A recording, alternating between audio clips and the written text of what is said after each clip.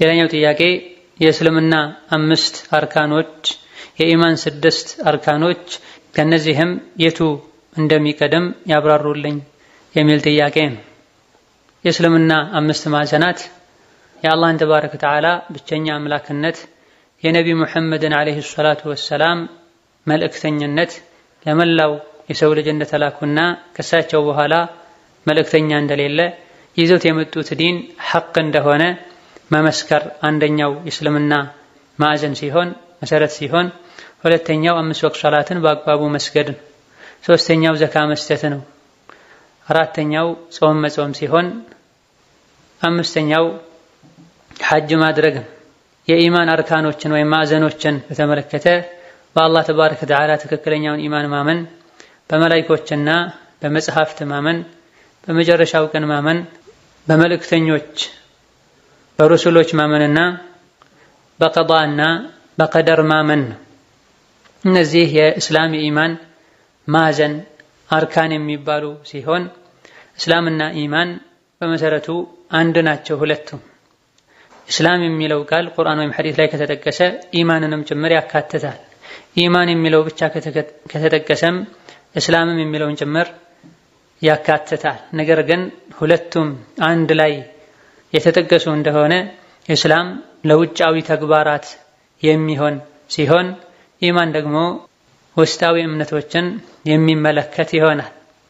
ሶላት መስገድ እስላም ይባላል። ዘካ መስጠት እስላም ይባላል። በይነማ በአኺራ ማመን፣ በቂያም ቀን ውስጥ በሚከሰቱ ነገሮች፣ በሒሳብ፣ በሚዛን፣ በሲራጥ ማመን ኢማን ይባላል።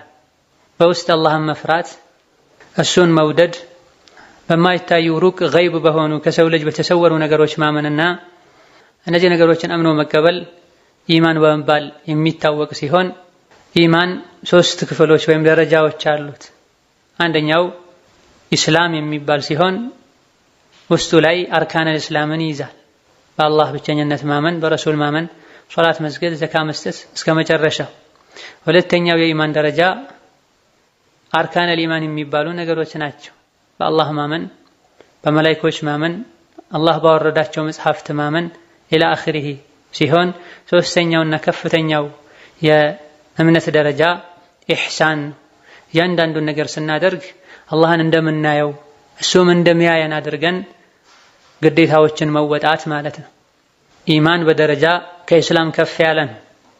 ኢስላምም ከኢማን በፊት ነው። ማንኛውም ሰው ሙስሊም ሆኖ ነው ከዛ በኋላ ሙእሚን የሚሆነው። በአላህ ተባረከ ወተዓላ ብቸኝነትና በነቢ ሙሐመድ አለይሂ ሰላቱ ወሰላም መልእክተኝነት አምኖ 5 ወቅት ሶላትን መስገድ፣ ዘካን መስጠት ሙስሊም ያስብላል። ሰዎች በአላህና በረሱል ካመኑ 5 ወቅት ሶላትን ከሰገዱ፣ ዘካን ከሰጡ ሙስሊሞች እንደሚባሉ፣ ህይወታቸው ንብረታቸው ሐራም እንደሚሆን የሚመረምራቸው አላህ እንደሆነ ነብዩ ሰለላሁ ዐለይሂ ወሰለም ተናግረዋል። ወላኪን ሙእሚን ነኝ ማለት የሚቻለውና የኢማን ደረጃ ላይ መድረስ የምንችለው አርካነል እስላምን ሙሉ በሙሉ ወከዛልክ አርካነል ኢማንን ሙሉ በሙሉ ስንቀበልና ስንተገበር ነው።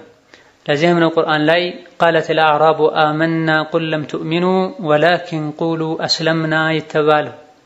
አዕራቦች ዘላኖች ሙእሚኖች ሆነናል አሉ፣ አላም ሙእሚን አልሆናችሁም ግን ሙስሊም ሆነናል በሉ በላቸው ብሎ አላህ ተባረከ ወተዓላ ዋህይን አውርዷል።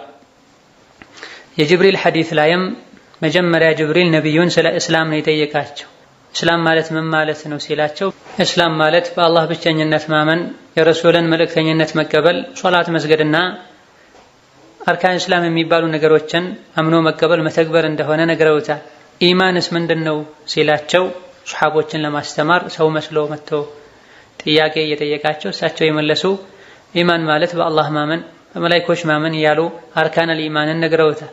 ኢሕሳንስ ምንድነው ብሎ ጠይቋቸውም አላህን ተባረከ ወተዓላ እንደምታየው እሱም እንደሚያየህ አድርገህ መልካም ስራን መስራት ነው ብለውታል። ከፊት እስላምን ከዛ በኋላ ኢማንን ከዛ ኢሕሳንን ጠቅሰዋል።